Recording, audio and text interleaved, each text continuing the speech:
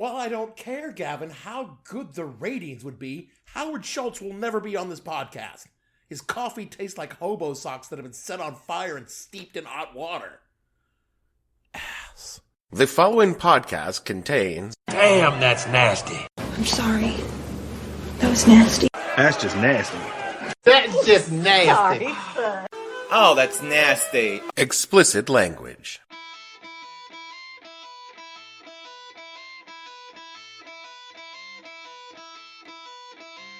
Hello and welcome to the podcast that asks a simple question. When you thought a guy with Nixon's face tattooed on his back was a political genius, what the hell were you thinking?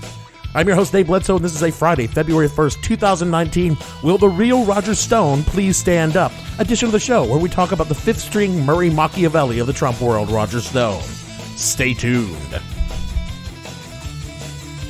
The What the Hell Were You Thinking podcast is brought to you by Black Manafort Stone and Kelly. We'll represent anyone. At Black Manafort Stone and Kelly, we like to say, no, it's not so much what you did, but it's how we can spin it. No deed too dark, no deal too corrupt, no bribe too big that we can't make it work. Drug deals, coup d'etats, assassinations, money laundering, bribes, extortion, even kidnapping. BMSK can make it okay. From Azerbaijan to Zaire to right here in the US of A, Black Manafort Stone and Kelly is the voice for the criminal, corrupt colluders and the con man in Washington, D.C. If you need the thin veneer of legitimacy, call Black Manafort Stone and Kelly. Note, you're not currently accepting new contracts due to ongoing legal issues, but continue to provide the best-in-class service to our existing clients. Contact your account manager via the established secure channels or by the dead drop by the usual park bench. Correct? Yeah, yes, they're trying to criminalize legitimate political inquiry.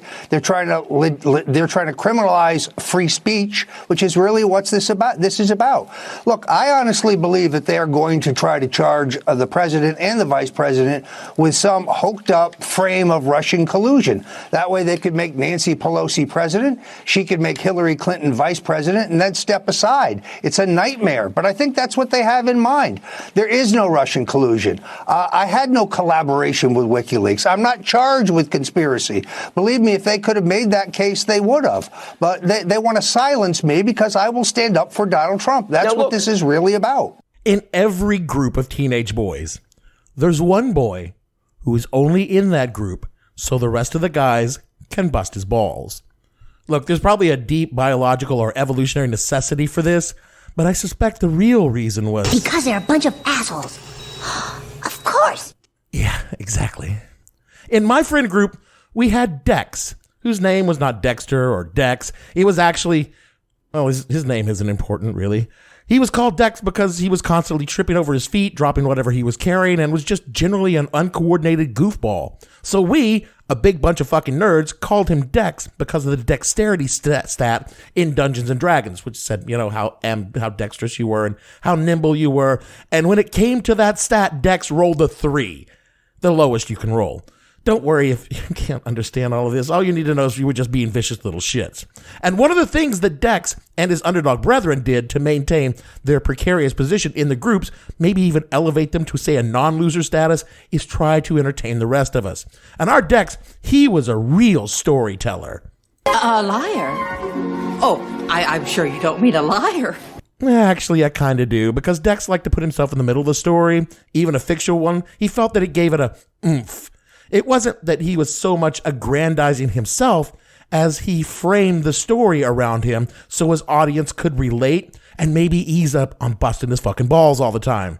And over the years, Dex told himself a lot of stories, and they grew in size and scope with each retelling, so that a simple tale about Dex accidentally seeing side boob outside of a gaming store parking lot turned over time into Dex having a girl slowly and erotically strip out of her shirt and into a bikini top, all the while making eye contact with Dex and lasciviously licking her lips. You know, that sort of thing. The upshot was that Dex was unliked, desperate for approval, and entirely willing to do pretty much anything to get that approval from his friends because Dex was really fucking pathetic. And you know, I think about Dex a lot these days. You were him, weren't you?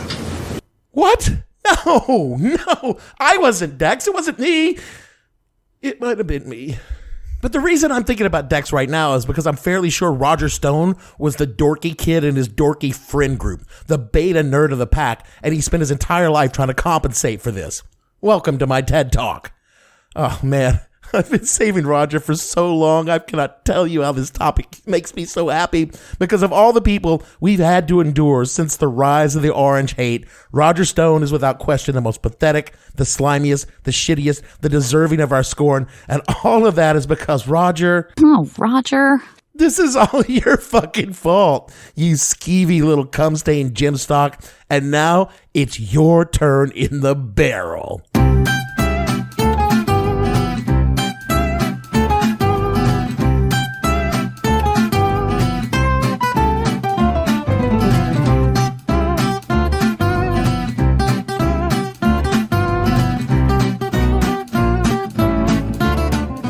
There are two versions of Roger Stone. The version Roger tells, and the version that everyone who knows Roger tells. Let us begin with the common facts as generally accepted. He was born to Roger and Gloria Stone in Norwalk, Connecticut, August 27, 1952. His family were middle-class Catholics, and Roger grew up in Lewisboro, New York, in Westchester County, just outside of New York City. Roger grew up loving politics and ran for class president of his senior year in high school. This is where the tale of two Stones starts to diverge. Because you see, Stone claims in a New York Times article from 1999, quote, as a junior, then vice president of his Westchester High School, he manipulated the ouster of the president and his own succession. Running for re-election as a senior, he said, I have nothing left to chance. I have built alliances and I put all my serious challenges on my ticket. Then I recruited the most unpopular guy in the school to run against me. You think that's mean? No, that's smart, unquote. The problem is, the only person who claims that this ever happened is Roger Stone himself. Convenient. The early accomplishments of Mr. Stone are a little like Dexter's stories, crafted to reflect the history he wants to remember rather than what actually happened. After high school, Raj attended the third best Georgia D.C., George Washington University, for a little while, because he dropped out to work full-time for none other than the bastion of law and order, Richard Milhous Nixon's campaign in 1972. The list of things Roger claims he did for Tricky Dick is long, but mostly small stuff, and completely uncorroborated by any source that does not have Stone in the name. Indeed, the Nixon Foundation, charged with keeping all the papers and records from the administration, disavowed Roger Stone by saying, quote, Mr. Stone, during his time as a student at George Washington University, was a junior scheduler on the Nixon re-election committee. Mr. Stone was not a campaign aide or advisor. Nowhere in the presidential daily diaries from 1972 to 1974 does the name Roger Stone appear. Unquote. Do you know how shitty you gotta be to have the Nixon Foundation say, Oh, I know. I don't even know the guy. I mean, they admit to G. Gordon fucking Liddy, who was convicted of Watergate, and they want nothing to do with Roger Stone. That's all you really need to know. But then something happened post-Watergate, where all these things should have slammed the cell doors on Nixonian politics. It opened up doors for people like Roger Stone, and he went from a spear carrier forth in the back to something like a mover and a shaker in GOP politics. And suddenly, the stories about him became closer to true. As close to true as you can get for Roger Stone, anyway. Because for a little while, Roger worked for Bob Dole. Until, his history about Watergate sent him packing from the Bob Dole office. He was even elected national chairman for the Young Republicans, a group of people best described as incredibly, I don't know. You must be fun at parties. I think we both know the flaw in that theory. Before going back for a few years into state politics. In 1980, he was tapped to become the Northeast chairman for Ronald Reagan's presidential campaign. It was during this part of his young life that Roger met the man who would be his mentor, his teacher, and his idol, Roy fucking Cohn. I hate him. Yes, I hate him. I hate him. I could do an entire show on Roy fucking Cohn. Oh, wait, hold on. Gavin's telling me I did do an entire show on Roy fucking Cohn. In April of last year, it's episode 156, Dirty Deeds Done Dirt Cheap. You should listen to it to learn all about Roy fucking Cohn. Together, the two bribed the Liberal Party of New York to endorse a third-party candidate in the 1980 election, which split off votes from Jimmy Carter and handed New York State to Ronald Reagan in the 1980 campaign. Again, this is per Stone, who only said anything about it after the statute of limitations had expired for this particular crime. It was after Reagan's election that Stone, along with Charlie Black and another young go-getter in the GOP politics, formed a D.C. lobbying firm, really the first of its kind, for that young fella. That young fella is a name that you just might recognize. Paul Manafort. He's been in prison for the past 4 months. I know, it's fucking fantastic. The road to that cell is long and rich with crimes, corruption, and conspiracy because Black, Manafort, and Stone would represent anybody if the price was right.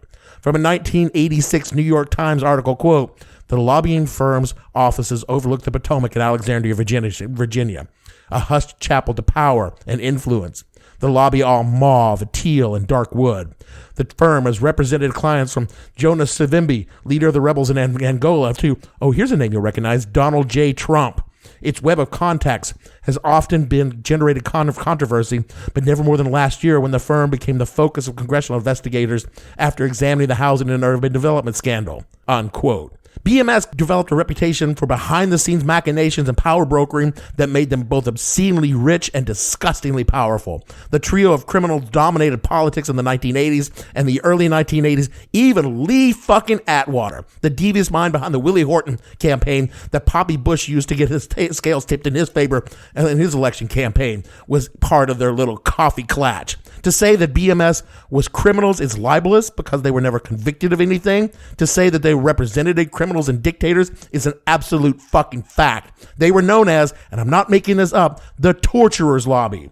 You would think that someone might have mentioned this during the 2016 campaign. Oh wait, someone did. It was me in episode 57.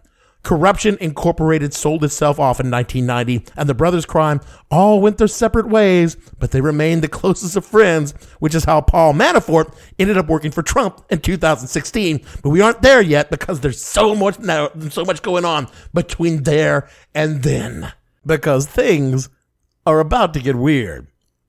You see, Raj was back at the top.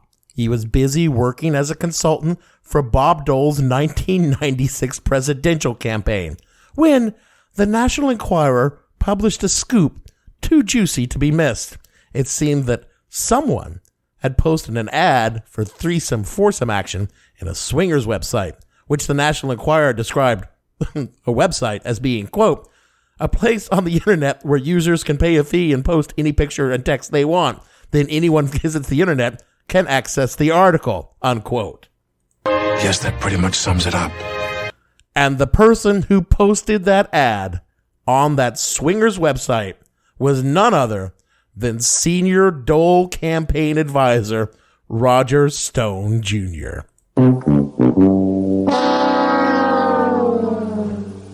You see, Roger and his new wife, Nikki, like to swing.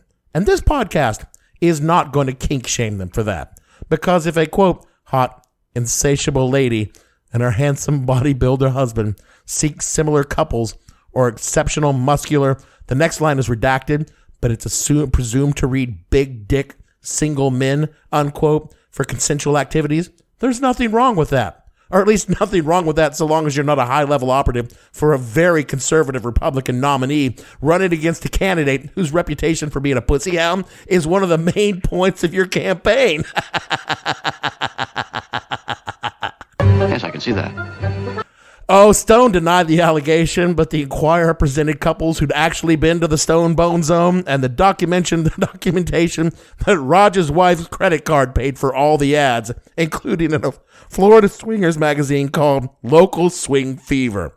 In fact, the show art for this show, whatthehellpodcast.com, is Nikki Stone looking very milfy and hot, flashing some hardcore cleavage taken from that very ad in Local Swing Fever. The upshot is that Roger was forced to resign from the Dole campaign, and this effectively ended his forays into respectable GOP politics.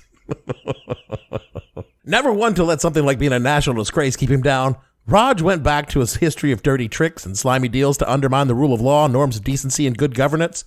Stone claims he was behind the Brooks Brothers riot in Florida in the Bush v. Gore recount, when a group of young khaki-clad Republican assholes stormed the recount demanding fairness or some shit.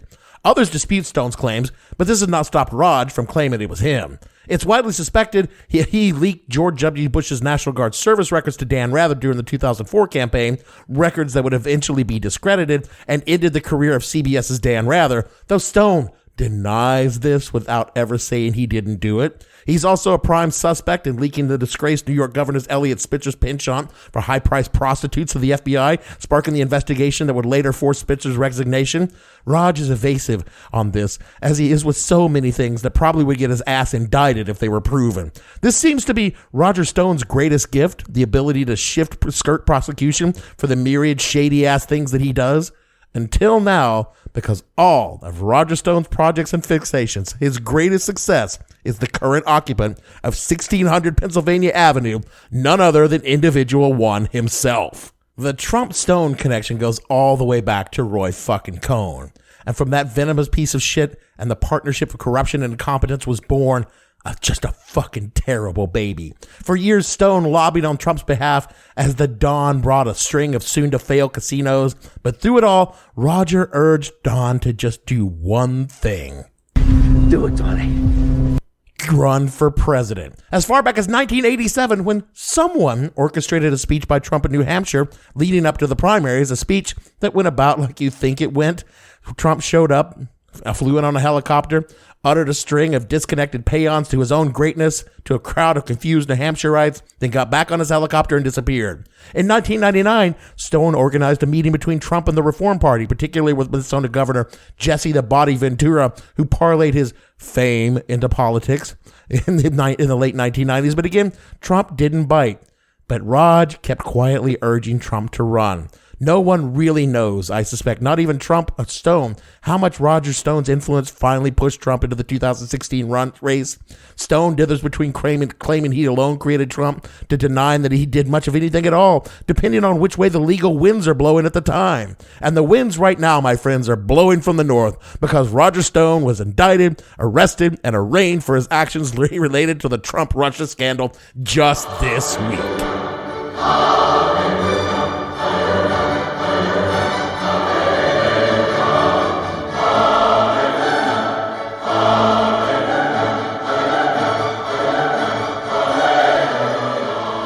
Stone was indicted on obstruction of justice, witness tampering, and lying to Congress, but not conspiracy against the United States, which means, well, we don't know what that means at this point. Mueller knows what Mueller knows, but this is what we know. Stone served in the campaign before being punted out by Corey Lewandowski in 2015, but continued on as an advisor for the rest of Trump's run. He, by his own admission multiple times, spoke with WikiLeaks founder Julian Assange, but denies coordinating with Assange to release Russian-hacked emails from the DNC Clinton campaign, but at the time tweeted about their upcoming release days before they were actually released. Through a twisting path of lies, obfuscation, and entire bullshit, Stone has in turn claimed total ignorance and innocence to be in the mastermind of the entire smear campaign. To get at the heart of Roger Stone has publicly said about Russia over the course of his campaign and during the investigation, you need a huge ass wall and a shitload of red yarn. But the indictments show a direct link between Assange, Stone, and senior Trump administration officials who directed Stone to coordinate with Assange. The only piece of yarn left to connect is between Russia and Julian Assange, and it's pinned real close right now. Common consensus is Stone is very likely the last of the bit players to fall before we see the report on indictments of senior Trump campaign officials, meaning, I don't know, Jared, Don Jr., and Don himself. That can't be good. Through his entire life, Roger Stone has constantly danced on the knife edge of this very moment. And through it all, he somehow managed to balance himself, but now he's gone too far and has messed with the wrong motherfucker because Bob Mueller ain't here to play. In the coming weeks, we finally get to see the real Roger Stone because he's got a problem here. Stone has presented himself as this political mastermind, a modern Machiavelli, reveling in the role of dirty trickster, influence peddler, or as he likes to call himself, rat fucker. His wild suits and larger-than-life persona are a crafted image to let the world see him as a canny genius.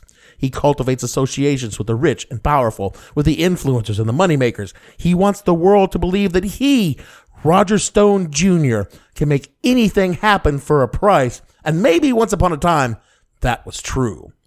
But my theory is the real Roger Stone isn't any of those things. He's a fucking loser who wants to be seen as cool. Once upon a time, he was a rising star of the Republican Party who really did have the ears of the powerful. Black, Manafort, and Stone wielded incredible persuasion for 15 years, but even that was a front to conceal how much of their money and power flowed from outside the country and from the worst possible people. Paul Manafort was a has-been by the time Stone introduced him to Trump. He was a washed-up broker of power in deep debt to some very unhappy and very dangerous people who wanted their money and would happily take influence and information of the presumptive Republican nominee in lieu of that cash. That nominee, who was already in debt himself to those same people and desperate to do more business with him, had no problem with this, and together they conspired to influence the election for their own reasons. But even in Roger Stone's wildest dreams was he the power broker, the real mover of dark deeds. He didn't know the things that were being done above his head. And while Roger might have known something was going on, he wasn't a part of them.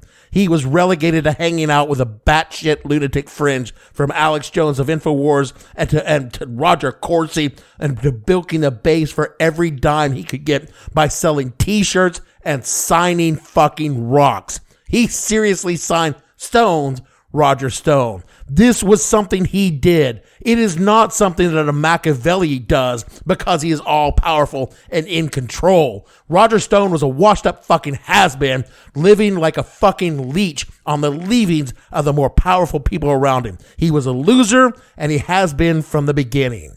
And just like all losers, he's going to go down trying to be cool, just like Dex did. Roger never had a girlfriend in Canada, and all the other kids make fun of him for saying so. And all the flashy suits, the midlife crisis wife, the swinging, the pretense of being a rogue are just the signs of a small man trying to hide how small he really is. Roger is the tiny dog yapping in circles around the big mean dog. It would be sad if he wasn't such an unrepentant shit stain of a human being. Trust me, Rog may be a small fish in a big pond, but he deserves what's happening to him right now. Because this time, you're in it for real, Raj. Bob Mueller will put your ass in jail for the shit you done did. And you deserve it, motherfucker. You gave us the worst president in history in the United States. It makes Andrew fucking Johnson look competent.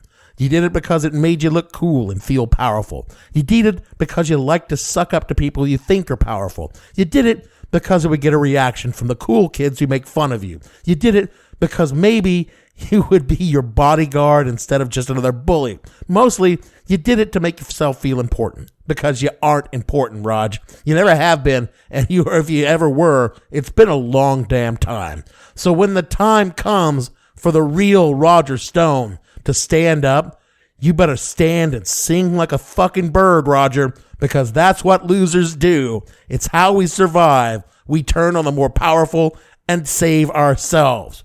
Take it from me, the kid they called Dex. It's your only hope.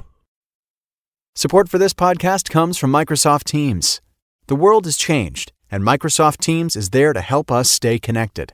Teams is the safe and secure way to chat, meet, call, and collaborate. To learn more, visit Microsoft.com/Teams.